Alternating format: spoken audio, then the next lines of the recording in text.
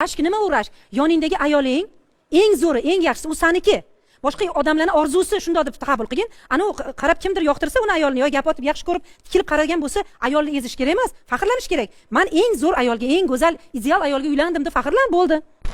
Sa'd aytgan ekanki, agarda men xotinimni bir begona erkak bilan ko'rib qolsam, qilichim bilan uraman degan ekan.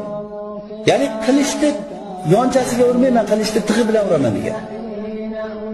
Shunda bu Sa'd nima deyapti? Deb Rasululloh sollallohu alayhi vasallam bu nima deyapti? Bu Sa'd deganda sahobalar, "Ey Rasululloh, Sa'ddan siz ranjimang. Bu juda ham rashklik. Rashklik bo'lganligi uchun hech qachon erga terdan chiqqan ayolga uylanmagan. Faqat bokira qizlarga uylangan. Rashklik bo'lganligi uchun ham Sa'd taloq qilgan xotinini hech kim jur'at qilib turib Sa'ddan keyin uylanolmagan bizda" degan.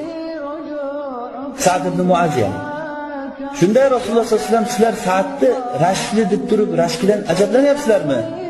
Lekin men Sa'ddan ko'ra rashkliroqman. Alloh mendan ko'ra rashkliroq. O'sha uchun ham fahsh ishlarni zohiri va botinini Alloh